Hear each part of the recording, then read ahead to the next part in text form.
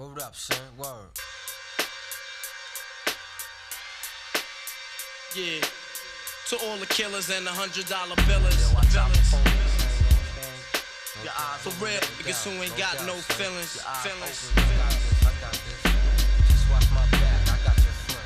Check it out now.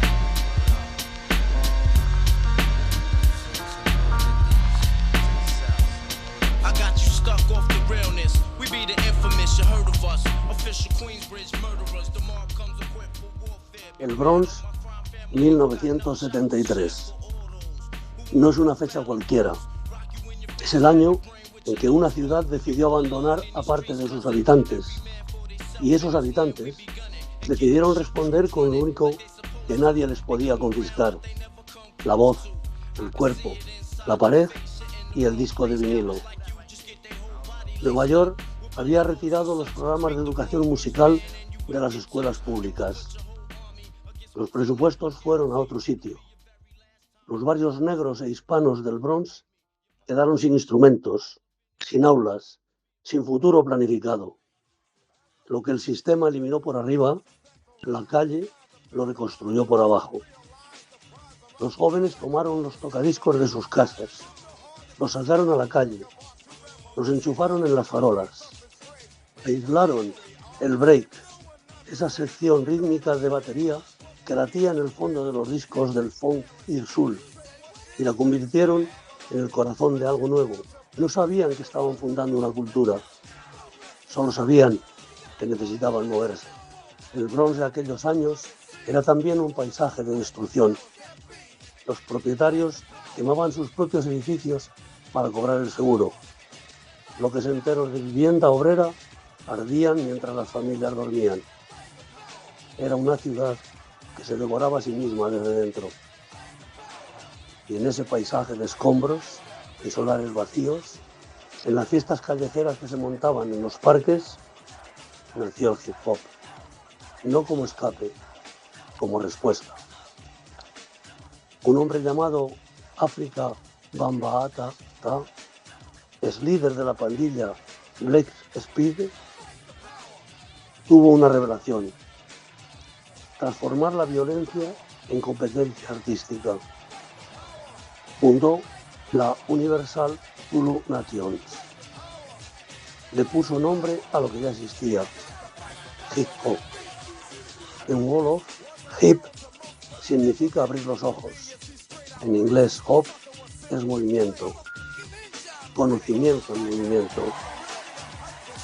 4 pilares: el DJ, que manipula el tiempo; el b-boy, que convierte el suelo en arena sin armas; el grafitero, que firma donde nadie le da permiso; el MC, la voz; el cronista, el dios moderno.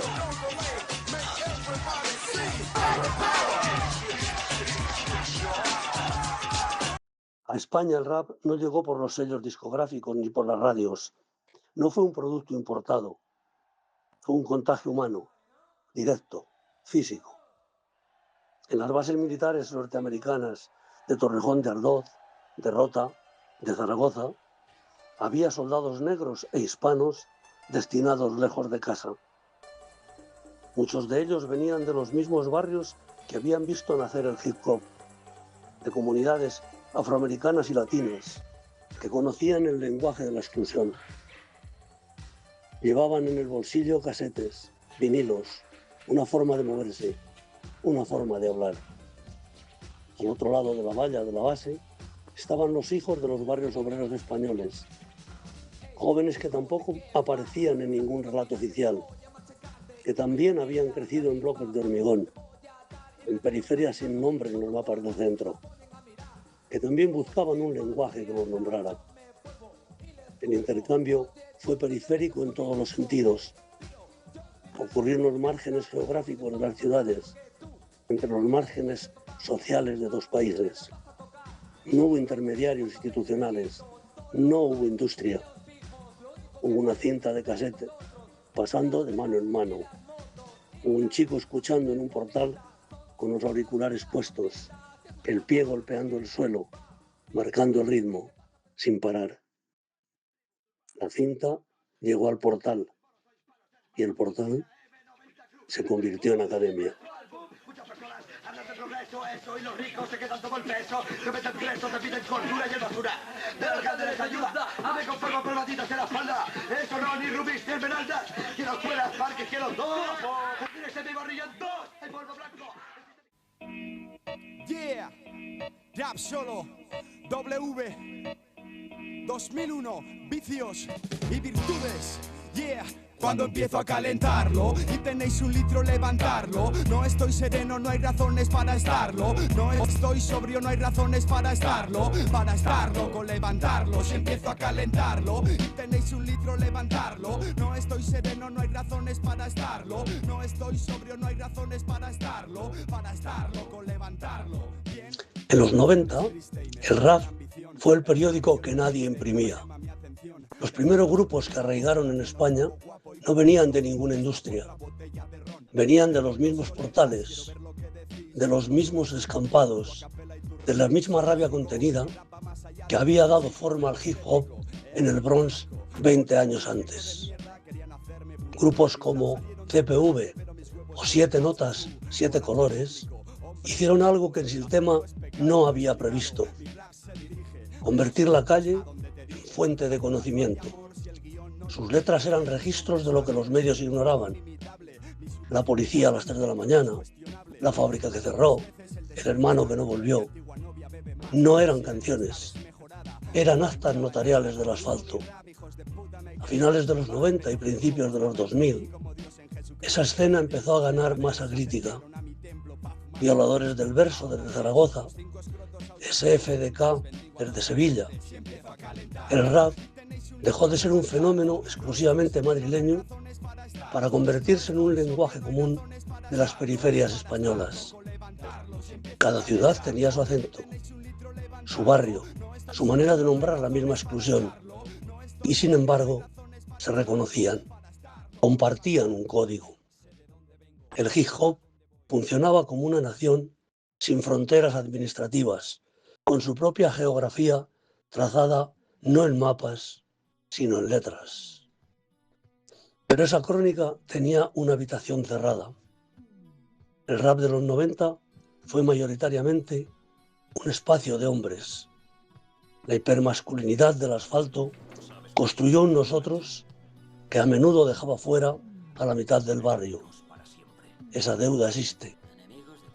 Dentro de esa escena, una parte del rap español empujaba más lejos. Grupos como Chicos del Maíz o artistas como Pablo Hasél llevaron la denuncia hasta sus últimas consecuencias. Análisis político explícito, nombres propios, instituciones señaladas. No era solo crónica del barrio, era acusación directa. El rap siempre había incomodado al sistema, siempre había sido vigilado, señalado, asociado a la delincuencia desde que los primeros grupos españoles empezaron a grabar. Pero cuanto más clara era la denuncia, más visible se hacía esa vigilancia. El rap político no inventó la criminalización, la hizo más evidente. Y entonces llegó 2008. Y lo que vino después lo cambió todo. Como Almeida, Carapolla y Díaz Ayuso. Tú lo haces bonito, yo fantástico. Dios salve a la reina y a su cirujano plástico. 2008. Lo que vino no fue solo una crisis económica. Fue un derrumbe de una promesa generacional entera. El paro juvenil rozó el 50%. Los contratos basura se normalizaron. Los hijos de la clase obrera, que habían crecido creyendo que el esfuerzo tenía recompensa, descubrieron que el ascensor social no solo se había parado, se había caído el cable. Una generación entera se quedó sin relato, sin futuro planificable, sin razón para aplazar la gratificación. Y en ese vacío nació el trap español. No como género importado sin más, sino como conclusión lógica de una situación sin salida. Alrededor de 2013, grupos como Get Boys, luego Pure Gang, empezaron a articular algo que no tenía nombre, pero que se reconocía inmediatamente: el hedonismo apocalíptico, el surrealismo del que ya no tiene nada que perder. Si el sistema te ha descartado, si la promesa colectiva era mentira, si el mañana no existe, entonces solo queda el presente. Y el presente se vive a fondo, con todo lo que haya, aunque no haya casi nada. Era una forma de ver el mundo pasada de tuerca, lúcida en su irracionalidad. El trap no ignoraba la precariedad, la habitaba hasta el fondo y la convertía en estética. No era evasión, era una radiografía del colapso desde dentro. El trap abrió una puerta que el rap de los 90 nunca había podido forzar, la de la industria musical comercial. Su sonido era más accesible, más exportable, más fácil de colocar en una playlist de Spotify. Las discográficas lo entendieron rápido. Por primera vez, el rap español no tenía que llamar a la puerta del mainstream. El mainstream llamó a la suya. Pero esa llamada tenía un precio. Para entrar en los circuitos comerciales había que limar aristas. La crítica sistémica se fue diluyendo. El barrio seguía apareciendo en las letras, pero ya no como territorio político, sino como escenario estético. La marginalidad como producto, la exclusión como marca personal.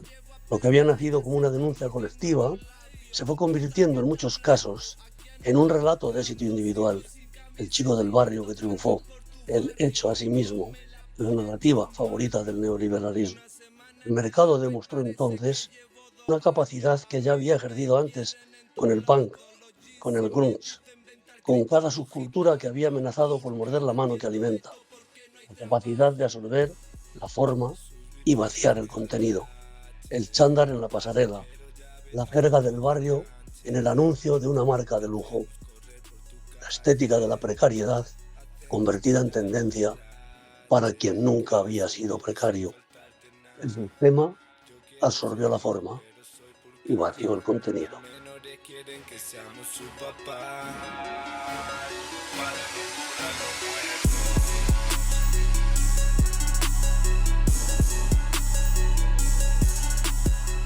Yo alquiler.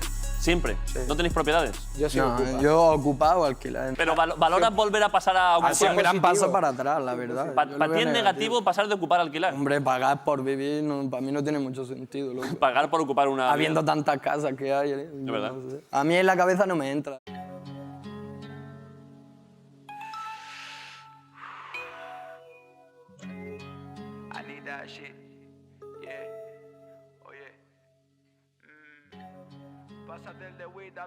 El rap nunca desapareció. Mientras el trap dominaba los algoritmos y las listas, había raperos que seguían grabando, publicando, llenando salas. La escena no se fue, pero quedó en segundo plano, fuera del foco comercial, sostenida por una comunidad que prefería el underground a la pasarela. Lo que cambia después del COVID y se consolida en los años siguientes no es que el rap vuelva, es que una nueva generación elige el rap. Y eso es distinto. Son jóvenes que han crecido en el trap, que podían haberlo elegido, y sin embargo se agarran a otra cosa, a la rima densa, al flow trabajado, a la referencia local, al barrio como territorio político y no como escenario estético. Esa elección no es nostalgia, es una toma de posición. Pero esta elección no ocurre en el vacío, ocurre dentro de un ecosistema que se ha fragmentado radicalmente. Después del trap llegó todo lo demás. El drill más oscuro y más crudo, heredero del gangsta y de las calles de Chicago, trasplantado a los bloques de Madrid o Barcelona. Las fusiones con el reggaetón, que en España tiene su propio acento, porque las comunidades latinoamericanas llevan décadas construyendo su propia voz desde dentro. Artistas como Métrica o Lorna, que mezclan trap, electrónica y una estética transgresora que no cabe en ninguna categoría limpia. Cada uno de estos sonidos es una respuesta diferente a la misma pregunta de fondo: ¿cómo nombrar la experiencia de quien vive en los márgenes cuando los márgenes son cada vez más amplios y más diversos? La industria encontró una solución para gestionar tanta diversidad: meterla toda en el mismo cajón y llamarlo música urbana, una etiqueta paraguas que iguala lo que no es igual, que borra las diferencias entre el drill político y el trap hedonista, entre el rap de archivo y el reggaetón de fiesta. Música urbana no describe un sonido, ni una actitud, ni una comunidad, describe un mercado. Es una operación comercial disfrazada de categoría cultural. Y en ese ecosistema fragmentado hay una generación que decide hacer rap, que coge el micrófono y habla de su calle, de los comercios de su barrio, del portal donde se juntan, de las personas que conocen, no del barrio como concepto abstracto, ni como un escenario de una historia de superación, del barrio concreto, con sus nombres propios, sus calles específicas, sus referencias, que solo entiende quien ha estado ahí. Space Amu hablando de su mundo como si construyera una geografía propia. El pequeño Hiergo Pro nombrando la avenida Rafaela Ibarra como si fuera un monumento. Joque levantando una mitología entera alrededor de Valencia y los suyos. Sierra llevando ese mismo impulso a la periferia madrileña. No se trata de que todos suenen igual, ni de que compartan un estilo. Se trata de que todos están haciendo lo mismo en el fondo, dejar constancia. Porque eso es lo que hay detrás. No una declaración de principios, ni un rechazo explícito al mainstream. Hay una necesidad muy concreta de que lo que viven no desaparezca en el ruido general, el local que cerró, la esquina donde pasaban las horas, el lenguaje que hablan entre ellos y que no sale en ningún diccionario. El rap como forma de decir, esto existe, esta calle existe, esta gente existe y va a seguir existiendo mientras alguien lo nombre. No te siguen, no te gires tanto, haz que brille, no te guilles junta. Esos billes no los mira el banco y que esos giles no te pillen nunca. No te siguen, no te gires tanto,